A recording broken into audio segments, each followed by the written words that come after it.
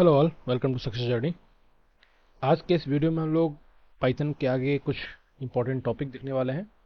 आज के इस वीडियो में हम लोग डिस्कस करेंगे पाइथन्स के ऑपरेटर्स। तो चलिए वीडियो को स्टार्ट करते हैं। और जो इंपॉर्टेंट ऑपरेटर्स हैं हम वैसे तो सब डिस्कस करने वाले हैं, और साथ में मैं आपको मटेरियल भी प्रोवाइड करूंगा।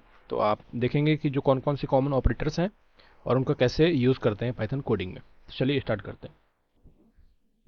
देखिए, ऑपरेटर्स मीन्स क्या होता है कि बेसिक सिंबल्स जो कि पाइथन में यूज़ होते हैं डिफरेंट डिफरेंट ऑपरेशंस के लिए, जो डेटा आपने स्टोर कर रखा है उसके साथ।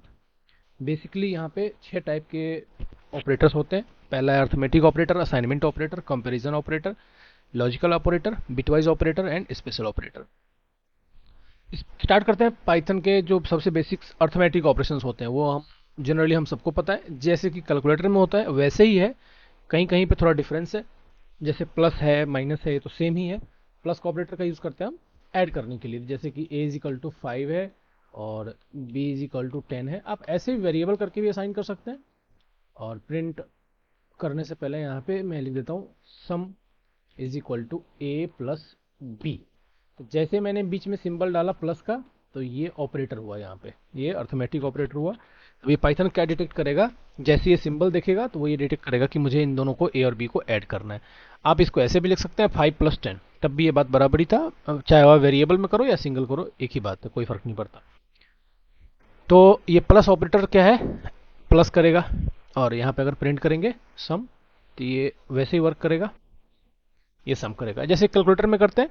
तो प्लस के लिए सम के लिए प्लस हो गया, डिफरेंस के लिए माइनस, और मल्टीप्लिकेशन के लिए पता है आपको सिंपल है। इस मल्टीप्लिकेशन डिवीजन का तो सेम ही है जो बाकी। ये है फ्लोर डिवीजन। अब मान लेते हैं कि यहाँ पे b कॉमा आपको 10 में 5 से डिवाइड करना है। तो अगर मैं लिखता हूँ b डिवाइड बाई a, यहाँ पे दो तीन चीज़ आता है। आप डिवीजन करने के लिए तीन चार तरीके इस्तेमाल कर सकते हैं। जैसे मैं लिखता हूँ b डिवाइड बाई a, ठीक है। और समी वेरिएबल रख देते हैं इस वक्त तो समझाने के लिए सिर्फ। अभी तो ये आंसर दे देगा सिंपली 2.0, बिकॉज तो ये इस वक्त क्या बता रहा है 2.0। तो ये यहाँ पे अगर मैं इसको यहाँ पे 11 भी कर देता हूँ तो ये क्या बता रहा है, दोनों के दोनों मतलब फ्रैक्शन तक बता रहा है, ठीक है। फ्रैक्शन भी बताएगा, मतलब यहाँ पे क्वोशंट और रिमाइंडर की जगह यहाँ पे डेसिमल में फ्रैक्शन में वैल्यू बताता है। तो एक तो ये है। अगर मैं सिंपली रिमाइंडर जानना चाहता हूँ, रिमाइंडर जाना चाहता हूं तो मॉडुलस यूज करूंगा। तो अगर मैं ऐसे लिखता हूं b परसेंटेज ए मतलब मॉडुलस ए, तो अब हमें सिर्फ ये रिमाइंडर बताएगा। तो 5 दूनी 10, 2 रिमाइंडर बचेगा तो यहाँ पे 2 प्रिंट करेगा। तो अगर मुझे रिमाइंडर जानना है तो ये करूंगा। अगर मुझे सिर्फ क्वोशंट जानना है, क्वोशंट कितना है, तो अगर मैं इसको 13 कर देता हूँ तो कंफ्यूजन ना हो, 13 भी कर दूँ, ये सिर्फ क्या देगा कि क्वोशंट कितना है उसके लिए है ये फ्लोर डिवीजन। और मुझे रिमाइंडर जानना है तो यहाँ पे रिमाइंडर 3 है, तो अब ये 3 रिमाइंडर देगा। अगर मुझे दोनों चाहिए, दोनों ही चाहिए, तो मैं डिब मोड का यूज कर सकता हूँ। तो डिब मोड बेसिकली क्या है, तो यहाँ पे मैं b कॉमा a, आप डिब मोड देखते हैं यहाँ पे देखिए, इस पे जब कर्सर ले जाएंगे तो क्या बोल रहा है कि x और y रिटर्न्स। अब ये दोनों एज अ टप्पल रिटर्न करता है। आप देख सकते हैं यहाँ पे ये दोनों का फंक्शन साथ में सर्व कर रहा है कि x फ्लोर डिवीजन y के थ्रू भी और मॉडुलस का भी, तो एक साथ ये दोनों को बता रहा है। तो पहले फ्लोर डिवीजन बताएगा, मतलब यहाँ पे क्वेश्चन बताएगा, एंड देन रिमाइंडर बताएगा। तो ये दोनों का कंपाइल्ड है, इसमें ये क्वेश्चन और रिमाइंडर दोनों बता रहे। तो यहाँ पे 4 तरीके हुए। अगर फ्रैक्शन में चाहिए तो सिंपल सा 1 आपको स्लैश लगा देना है, बैकवर्ड स्लैश। अगर क्वेश्चन जानना है तो क्वेश्चन के केस में आपको सिंपल मॉडुलस लगाना है, अगर सॉरी फ्लोर डिवीजन लगाना है। अगर रिमाइंडर जानना है तो मॉडुलस लगाना है, और अगर दोनों ही देखना है एक साथ तो डिब मोड लगा दीजिए। तो 4 तरीके हो गए। ओके, लास्टली है पावर। तो आपको जैसे पावर फाइंड करना है कि X raise to power Y, Y raise to power N, वो X raise to power Y कुछ भी है। तो आप यहाँ पे दो फंक्शन है वैसे तो, एक तो आप सिंपली लिख सकते हैं। तो ये जैसे ही हम 2 स्टार लगाएंगे और यहाँ पे कुछ भी वैल्यू एंटर करेंगे तो ये 2 रेज टू पावर 3 की वैल्यू देगा। और अब ये 2 रेज टू पावर 3 8 यहाँ पे इनपुट करेगा। अब यहाँ पे आप यहाँ पे देखिए, पावर फाइंड करने के लिए हमारे पास दोनों तरीके हैं। तो पहला तरीका हम बेसिक वाला अपनाएंगे, जैसे कि a हम यहाँ पे लिख देते हैं पावर 1 इज इक्वल टू ए, मतलब कुछ भी एक नंबर ही दे देते हैं, 2 रेज टू -1/3 मुझे फाइंड करना है। तो एक तरीका ये है, और दूसरा तरीका क्या है, जो पाव फंक्शन है, पाव फंक्शन में कैसे करना है, पाव फंक्शन बेस देना है 2 और पावर क्या चाहिए हमें, -1/3। इस तरह से आप डिफाइन करेंगे। तो दोनों को जब प्रिंट करेंगे आप, प्रिंट पावर 1 और पावर 2, तो दोनों सेम रिजल्ट प्रिंट करेगा। आप कैसे भी करें कोई फर्क नहीं पड़ता, ठीक है। तो इट्स अप टू यू कि आप ऐसे यूज करना चाहें, ऐसे यूज करना चाहें, दोनों में ही सेम रिजल्ट आएगा। बट इस केस में आप एक चीज याद रखें, अगर इसको आप यहाँ पे ब्रैकेट नहीं लगाते हैं तो रिजल्ट लगाएगा, इसलिए यहाँ पे ब्रैकेट लगाना जरूरी हो जाता है आप जब भी यूज करें तो, ठीक है। हाँ, एक चीज और, यहाँ पे अगर मैं ब्रैकेट ना लगाऊं और इसको प्लस का रखूं तो भी आंसर आपको यहाँ पे, तो जब भी सॉरी ऐसे, तब भी आपको आंसर यहाँ पे अलग मिल रहा है, इसीलिए आपको यहाँ पे ब्रैकेट लगाना जरूरी है जब भी आप यहाँ पे डिवीजन डाल रहे हैं तो, ठीक है। तो अब आपको सेम आंसर मिलेगा। तो आप अगर ऐसे पावर देना चाहते हैं तो भी कोई दिक्कत नहीं, बट ब्रैकेट के अंदर लिखिए, पावर प्लस माइनस जो भी है कोई फर्क नहीं पड़ता, आपको यहाँ पे ब्रैकेट लगा देना एक जरूरी है। तो ये कंफ्यूजन ना हो इसलिए मैंने दोनों मेथड आपको बता दिए। तो ये था पाइथन के अर्थमेटिक ऑपरेटर्स, ठीक है। नेक्स्ट है Python assignment operator. Assignment operator क्या करता है कि कोई एक वैल्यू, जैसा हम जानते ही हैं वैल्यू असाइन जो हम यहाँ पे कर रहे हैं, a is equal to 5, b is equal to 13, ये सब क्या असाइनमेंट हम कर रहे हैं। तो किसी एक वेरिएबल में मुझे अगर वैल्यू असाइन करनी है 5, 13, कुछ भी x, y, z लिस्ट भी असाइन कर सकते हैं, तो ये सब असाइनमेंट के लिए है। प्लस इक्वल टू क्या करता है, अगर मैं लिखता हूं यहाँ पे print a plus equal to 5, मैं इसको पहले असाइनमेंट को बाहर लेता हूँ, यहाँ पे मैं add one is equal to, अब मैं लिखता हूँ, नहीं यहीं पे मैं लिख देता है, a को हम इंक्रीज कर देते हैं, a plus is equal to 5, ठीक है। एक तो हम ये लिखते हैं, और अब यहाँ पे प्रिंट करें a को, और एक बार हम a को पहले भी प्रिंट कर लेते हैं, ठीक है। और दूसरी बार सिमिलरली हम b के साथ भी करेंगे, यहाँ पे हम b के साथ भी करेंगे, प्रिंट b, और यहाँ पे लिखते हैं b प्लस 5, ठीक है, और प्रिंट b।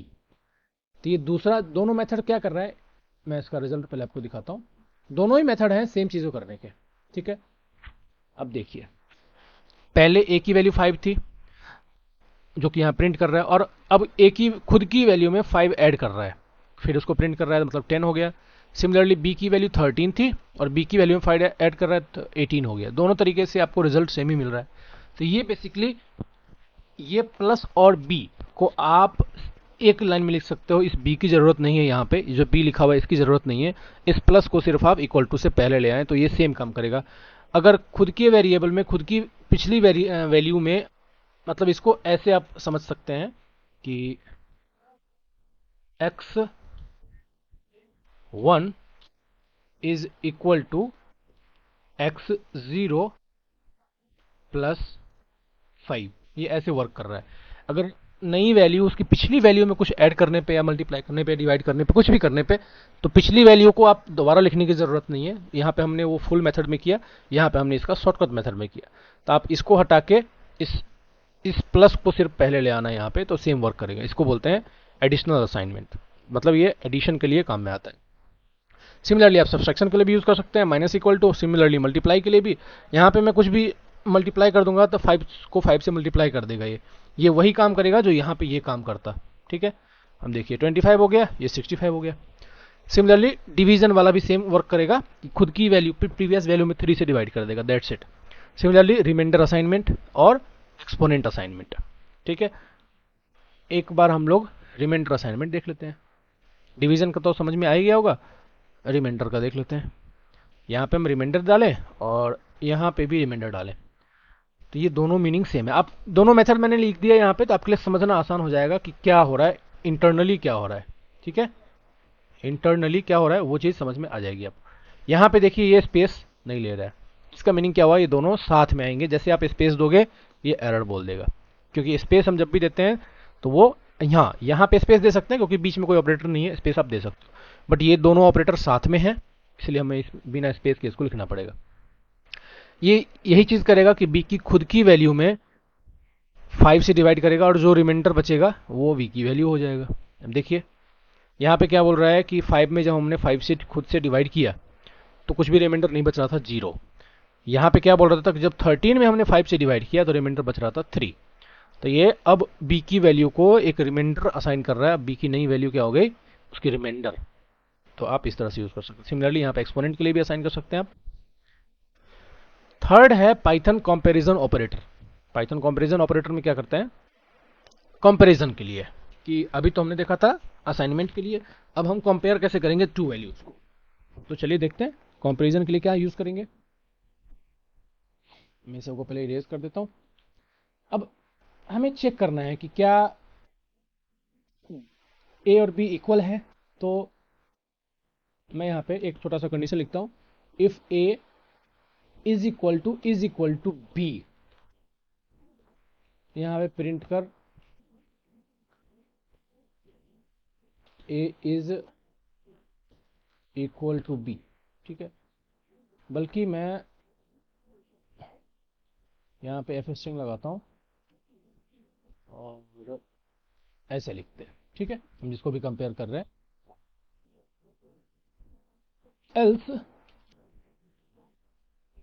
एल्स प्रिंट करो is not equal to B. अब जब मैं इसको रन करूंगा तो देखिए ये वाला कंडीशन रन हुआ, 5 इज नॉट इक्वल टू 13। तो ये क्या चेक किया यहाँ पे, क्या अगर मैं यहाँ पे ए लिखता, ये लिखता तो ये नहीं चलता। क्यों, क्योंकि ये असाइनमेंट के लिए है, ए के बराबर बी सेट करने के लिए है। यहाँ पे मैं सेट नहीं करना, हमें चेक करना है कि क्या दोनों आइडेंटिकल हैं, क्या दोनों सेम हैं। तो उसके लिए ये डबल इक्वल टू लिखना है, ताकि वो चेक करे कि क्या ए की वैल्यू बी के बराबर है। चाहे तो हम यहाँ पे वैल्यू भी असाइन कर सकते हैं कि 5 इज इक्वल टू 5, ऐसे भी चेक करेंगे तो ठीक है। ठीक है, तो अब यहाँ पे ए और बी हाईलाइट हो गया क्योंकि ए और बी कोई वेरिएबल रहा नहीं इसके लिए। ठीक है, तो ये आप समझ गए होंगे, उम्मीद है कि डबल इक्वल टू क्या करता है। सिमिलरली ये नॉट इक्वल टू है। अब यहाँ पे मैं नॉट इक्वल टू भी लिख सकता था ऐसे, कि अगर ए इक्वल नहीं हो बी के तो अब यहाँ पे जस्ट अपोजिट हो जाएगा, ये आ जाएगा नॉट और ये आ जाएगा इक्वल। ठीक है, तो नॉट इक्वल टू 13। सिमिलरली अगर ग्रेटर देन साइन है तो यहाँ पे ग्रेटर देन लगा देंगे, वो अभी भी यही प्रिंट करेगा, ये वाला प्रिंट करेगा अगर ग्रेटर है तो मैंने यहाँ पे लिखने में अभी वही रखा है, तो आप समझ गए होंगे। इक्वल टू वाला क्या करेगा, ग्रेटर देन चेक करेगा, अगर नहीं है तो नहीं है। सिमिलरली लेस देन, और ये क्या है, ग्रेटर देन इक्वल टू, इसकी जरूरत कब पड़ती है। अब यहाँ पे क्या चेक कर रहा है, मैं इसको यहाँ पे ऐसे लिखता हूँ, जैसे कि आप ये देखें, B is greater than A, और यहाँ पे मैं लिख देता हूँ B is not greater than A. ठीक है, अब थोड़ा सही प्रिंट करेगा, 13 इज ग्रेटर देन 5। ठीक है, प्रिंट कर रहा है, मतलब ये वाला इफ कंडीशन रन हो रहा है। लेकिन अगर क्या हो कि मैं दोनों वैल्यू सेम कर दूं, ग्रेटर देन तो नहीं, दोनों इक्वल हैं, तो अब ये क्या प्रिंट करेगा, पहले वाला ग्रेटर देन और नॉट ग्रेटर देन। चलिए देखते हैं, तो अब ये प्रिंट करेगा नॉट ग्रेटर देन, लेकिन ऐसा तो नहीं है, कम भी तो नहीं है। तो अगर मुझे ये चेक करना है कि या तो बराबर या ग्रेटर देन हो या इक्वल और लेस देन हो, तो ये दोनों कंडीशन को कंपाइल करने के लिए तो मैं यहाँ पे इसी में इक्वल टू का साइन लगा सकता हूँ। अगर बी या तो बराबर हो ए के या ग्रेटर देन हो, तो ग्रेटर देन और इक्वल टू, ग्रेटर देन और इक्वल टू का ये सिंबल है, ये है ये, और कुछ नहीं, ग्रेटर देन और इक्वल टू। ठीक है, ये हो गया ग्रेटर देन इक्वल टू और लेस देन और इक्वल टू, दोनों में कंपाइल हो गया, दोनों कंबाइंड हो गया। ये कंडीशन चेक करने के लिए हो गया। नेक्स्ट है Python logical operator. Logical operator बहुत बार यूज होता है, एंड आपको पता है कि दो कंडीशन चेक करने के लिए यहाँ पे प्रिंट करते हैं एंड का, और का और नॉट का। मैं दिखाता हूँ कैसे यूज करते हैं। यहाँ पे एक सी वेरिएबल भी ले लेते हैं और इसकी वैल्यू भी हम लोग कुछ असाइन कर देते हैं 15। यहाँ पे हम देते हैं 14। ठीक है, अब यहाँ पे लिखते हैं if A is greater than B, और एंड से शुरू करते हैं, and B is greater than C, then print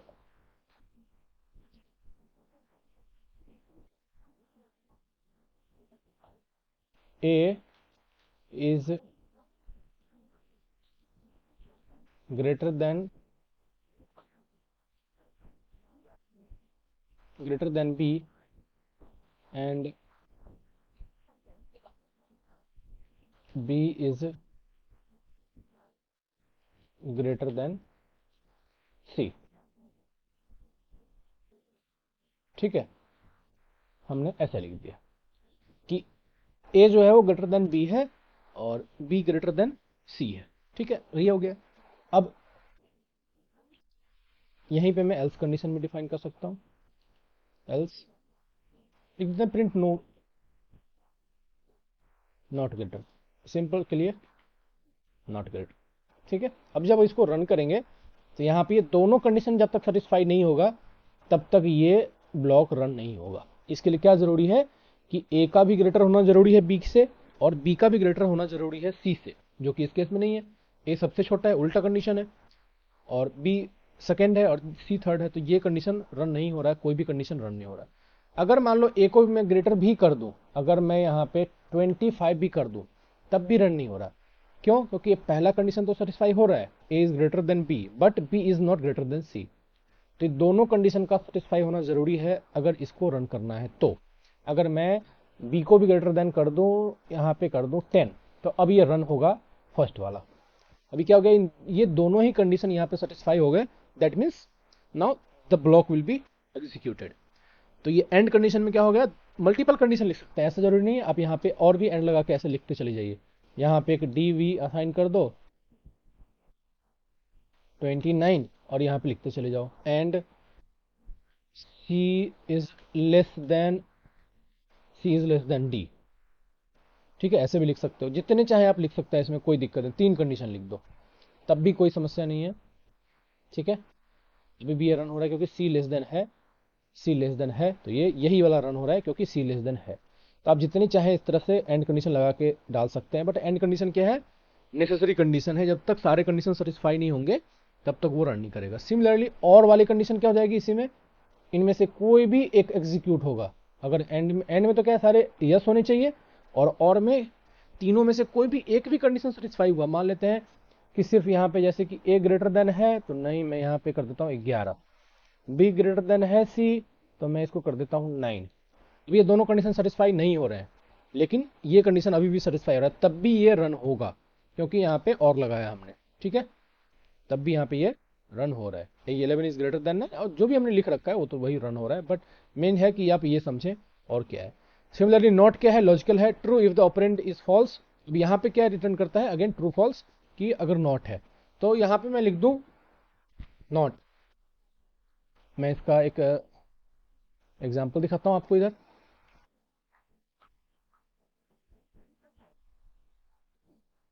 if ए की वैल्यू क्या है 11, if A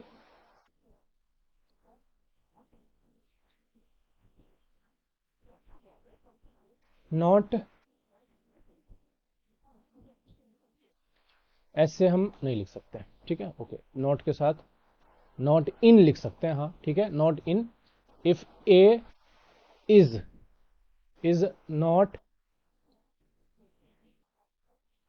if A is not in B,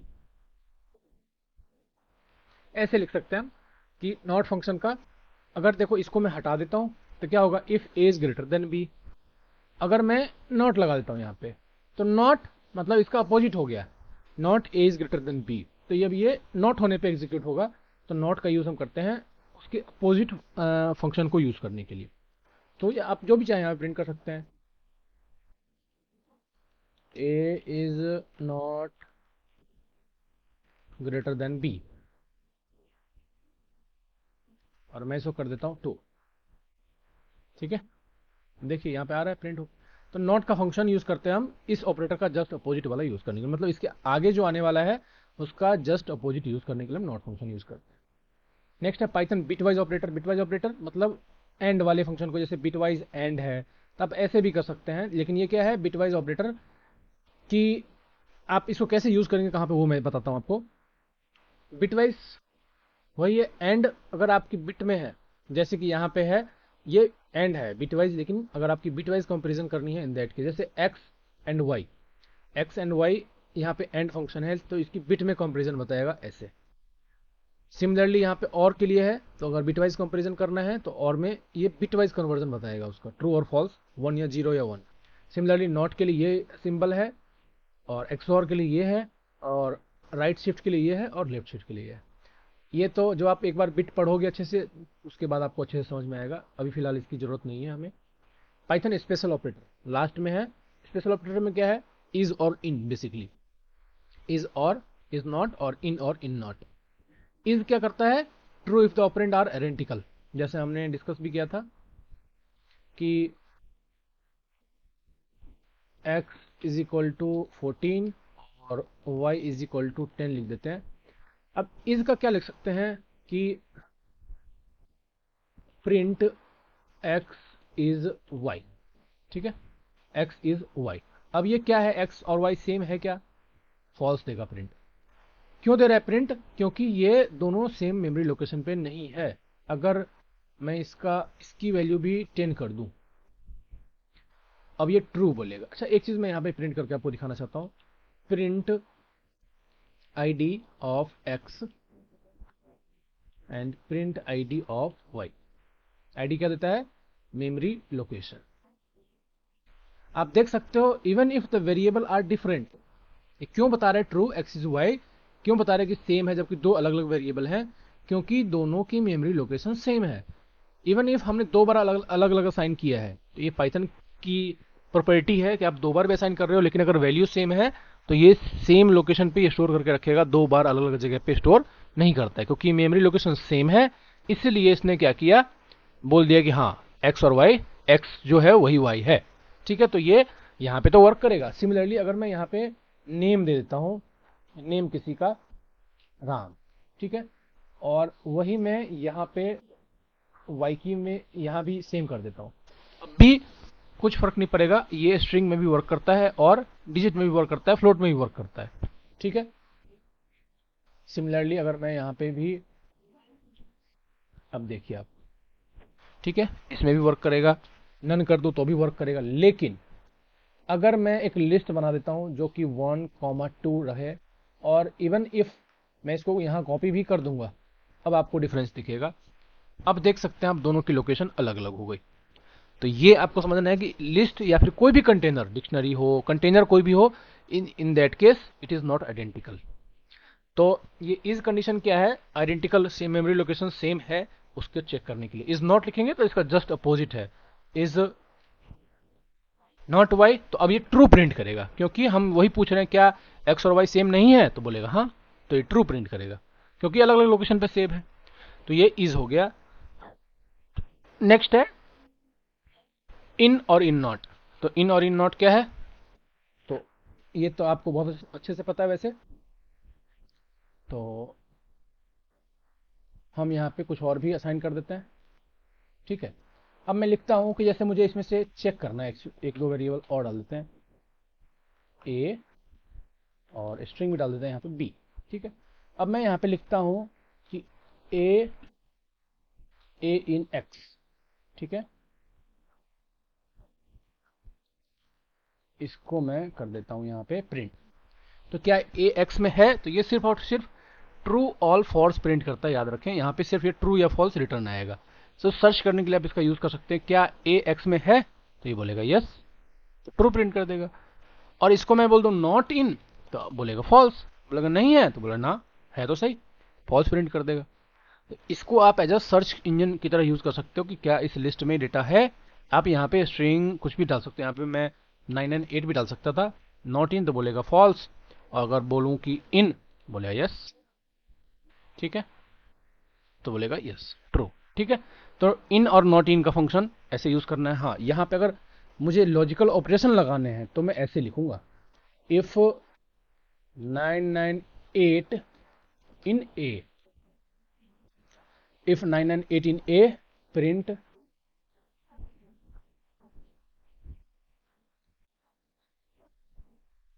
print ऐसे कर देता हूं यहाँ पे, तो 998 इन ए, ठीक है, वो सॉरी ए नहीं एक्स है यहाँ पे, ठीक है। तो अगर मुझे लॉजिकल ऑपरेशन में यूज करना है, यहाँ पे पूरा लिस्ट ये प्रिंट करके दे रहा है कि बोल रहा है कि हाँ 998 जो है वो इस लिस्ट में है, ठीक है, इस तरह से वो प्रिंट करके दे रहा है। आप अगर लॉजिकल ऑपरेशन करना चाहते हैं कि अगर है तो ये करो, तो इन दैट केस आपको यहाँ पे इससे पहले इफ लिखना पड़ेगा। अगर मैं सिंपली ये चेक करना चाहता हूँ, ये सिंटेक्स एरर देगा, ये सिर्फ ट्रू और फॉल्स रिटर्न करता है, तो ये रिटर्न में ट्रू और फॉल्स देगा, तो आप इस तरह से नहीं लिख सकते। इसके लिए आपको क्या करना है, इसको प्रिंट, और मतलब ट्रू और फॉल्स है तो इसको आप प्रिंट कमांड के अंदर, हाँ ये ट्रू बोलेगा, हाँ है तो है, हाँ इसको आप प्रिंट कमांड के लिए यूज कर सकते हैं कि प्रिंट करके बोलें कि हाँ यस ट्रू एंड फॉल्स है। तो अब ये 998 इन ये कंडीशन चेक करके फिर आपको बोलेगा ट्रू और फॉल्स, ठीक है। तो उम्मीद है आप समझ गए होंगे इन और नॉट इन का फंक्शन। तो उम्मीद है वीडियो अच्छा लगा हो, वीडियो को लाइक कर दो, चैनल को सब्सक्राइब कर लेना। मिलते हैं नेक्स्ट वीडियो में, थैंक यू ऑल।